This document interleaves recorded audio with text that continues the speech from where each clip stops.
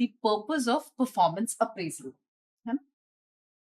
Purpose of performance appraisal क्या होता है? सबसे पहला तो प्रमोशन ऑफ एम्प्लॉइज, है ना, कि हम परफॉर्मेंस अप्रेजल क्यों करते हैं कि हम लोगों को प्रमोट कर पाए। अब प्रमोशन का बेसिस क्या होता है? परफॉर्मेंस असेस करना उनका। ठीक है, तो अप्रेजल क्या इंडिकेट करता है कि एम्प्लॉय कैसे कंट्रीब्यूट कर रहा है ऑर्गेनाइजेशन को, और उसके अंदर कितना पोटेंशियल है, कितना कैलिबर है कि वो हायर लेवल पे अपनी जॉब्स को ज्यादा अच्छा परफॉर्म कर सके। सो जब हम परफॉर्मेंस अप्रेजल करते हैं तो वी मेक दीज डिसीजंस कि हमें किन एम्प्लॉयज को प्रमोट करना है, किन एम्प्लॉयज के अंदर वो कैलिबर है कि वो हायर लेवल पे जाके अच्छा परफॉर्मेंस दें और जिनका परफॉर्मेंस करेंटली भी अच्छा हो। राइट।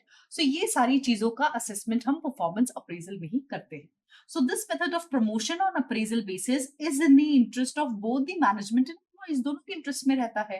एम्प्लॉइज, उनको प्रमोशन मिलेगा, ज्यादा अच्छे पर्क्स और बेनिफिट्स मिलेंगे, they going to afford a better standard of living. Management में they will be getting the right employees to work for the organisation so that the organisation will grow. Right.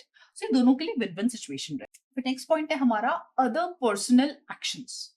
कुछ actions organisation को लेने पड़ते हैं जिसके लिए decision लेना पड़ता है। किस टाइप के एक्शंस होते हैं? Transfer, demotion, discharge.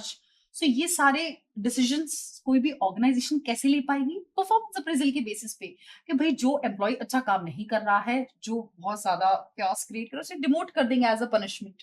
ठीक है, जिसका रिटायरमेंट एज आ गई है उसे हम डिस्चार्ज करेंगे उसकी ड्यूटीज से।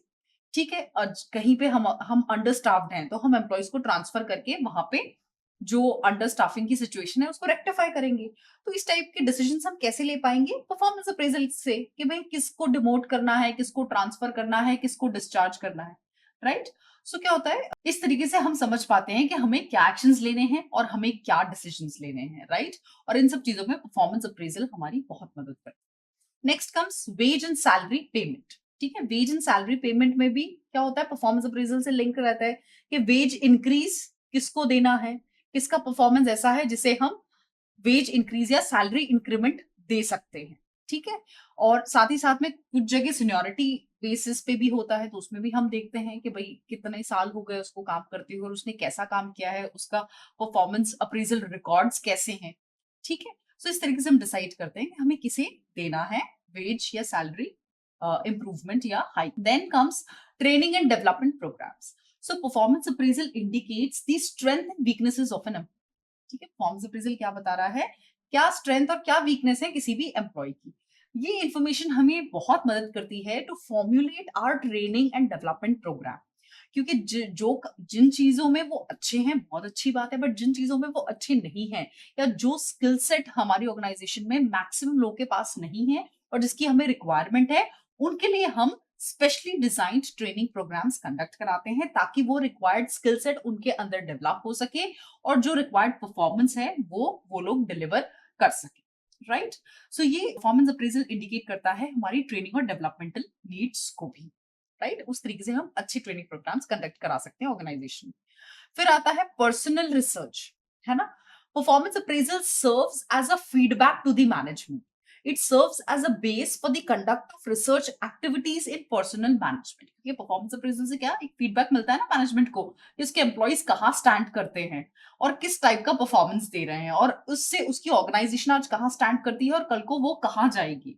राइट, उसी के बेसिस पे कुछ रिसर्च एक्टिविटीज कंडक्ट कराई जा सकती हैं ताकि हम ओवरऑल इंप्रूवमेंट या इफेक्टिवनेस ऑर्गेनाइजेशन में ला सके। ठीक है, इसके लिए बहुत सारी ये सारी रिसर्च जो हुई, इससे बहुत सारी थ्योरीज भी डेवलप हुई हैं और इन थ्योरीज ने बहुत हेल्प किया है ऑर्गेनाइजेशंस को to really understand things in a better perspective and to increase their performance. So ये पर्सनल रिसर्च के थ्रू ही बहुत सारी ट्रेनिंग में भी थ्योरीज हैं, मोटिवेशन की थ्योरीज हैं, वेज एंड इंसेंटिव की थ्योरीज हैं। तो ये सारी थ्योरीज ने बहुत मदद की है overall growth in this particular area. Then comes the favourable impact on employees. So जब हम बात कर रहे हैं परफॉर्मेंस अप्रेजल की, तो उसका एक फेवरेबल इम्पैक्ट होता है एम्प्लॉय। कैसे होता है?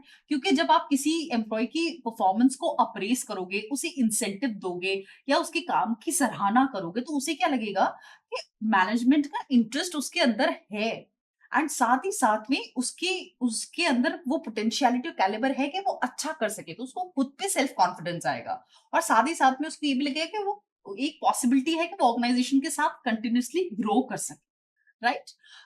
तो employees feel that they are given attention by the management, है ना? Then employees get a feeling that permanent performance appraisal record will be taken into consideration for promotion, training, etc. तो हमेशा वो अच्छा परफॉर्मेंस देने की कोशिश करता है कि उसका एक अच्छा रिकॉर्ड बने, ताकि कल को जब प्रमोशन की बारी आएगी या ट्रेनिंग की बारी आएगी तो उसे प्रेफरेंस मिले और ऑर्गेनाइजेशन उसकी तरफ ध्यान दे और उसे ज्यादा अच्छी बेटर अपॉर्चुनिटीज दे, और साथ ही साथ में इनजस्टिस नहीं होने देगी उसके साथ, क्योंकि एवरीथिंग इज ऑन पेपर, उसका जो परफॉर्मेंस है वो सब कुछ डॉक्यूमेंटेड है।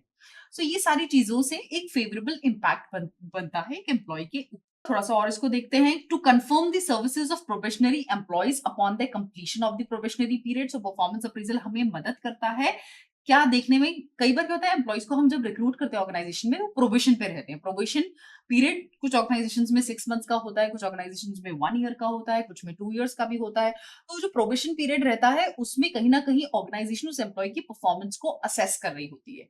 अगर उन्हें लगता है कि इसका performance up to the mark है और अच्छा परफॉर्मर है, तो उसकी सर्विसेज को परमानेंट कर देती है। लेकिन अगर उसे लगता है कि ये हमारे ऑर्गेनाइजेशन के लिए सही एम्प्लॉय नहीं है, इसका performance up to the mark नहीं है, या फिर जो हम इससे एक्सपेक्ट करते हैं ये हमें नहीं डिलीवर कर पा रहा है, तो एक पॉसिबिलिटी रहती है कि उसे हटाया जा सके। सो ये सारी चीजें कहाँ से हो रही है? परफॉर्मेंस अप्रेजल से। जब हम अप्रेज करेंगे उसके परफॉर्मेंस को या असेस करेंगे उसके परफॉर्मेंस को, सो इस चीज में भी बहुत मदद मिलती है। Then to let the employees know where they stand in so far as their performance is concerned, and to assist them in constructive criticism and guidance for the purpose of their development. So क्या हो रहा है यहाँ पे? हम performance appraisal में क्या कर रहे हैं? एम्प्लॉय को ये बता रहे हैं कि वो कहाँ स्टैंड कर रहा है करेंटली, जहाँ एज फार एज उसका परफॉर्मेंस कंसर्न है, और साथ ही साथ में उसे मदद कर रहे हैं, उसे गाइडेंस दे रहे हैं, उसे बता रहे हैं उसकी क्या गलती है, ताकि वो उसे इम्प्रूव कर सके, है ना? और कैसे इम्प्रूव करेगा उसका भी हम गाइडेंस दे रहे हैं। And the third is to improve communication. So communication कैसे? परफॉर्मेंस अप्रेजल एक फॉर्मेट प्रोवाइड करता है वेर इन एक सुपीरियर सबॉर्डिनेट के बीच में बहुत कम्युनिकेशन होता है, क्योंकि सुपीरियर उसके सबॉर्डिनेट के परफॉर्मेंस को देखता है, बहुत क्लोजली ऑब्जर्व करता है, उसका डॉक्यूमेंटेशन करता है, एसेस करता है, अप्रेस करता है, उसे कम्युनिकेट करता है, तो एक कम्युनिकेशन बनता है दोनों के बीच में। And it improves the understanding of the personal goals and concerns, क्योंकि जब उनके आपस में एक अच्छा कम्युनिकेशन रहेगा तो वो एक दूसरे की एक्सपेक्टेशंस को ज्यादा बेहतर तरीके से समझ पाएंगे। At the same time it will going to increase the trust also between the rater and the ratee. So a performance appraisal system really helps in improving the communication between the superior and the subordinate, right? So ये थे आपके purpose performance appraisal के। Performance appraisal हमें help कर रहा है promotion करने में, ये हमें हेल्प कर रहा है ट्रेनिंग और डेवलपमेंट नीड्स को आइडेंटिफाई करने में, ये हमें मदद कर रहा है रिसर्च एक्टिविटीज में, ये हमें हेल्प कर रहा है to have a favourable impact on the employees. ये हमें मदद करता है कुछ इंपॉर्टेंट डिसीजंस लेने में, like promotion, demotion, transfers, lay off and etcetera etcetera. So ये सारे पर्पस होते हैं परफॉर्मेंस अप्रेजल।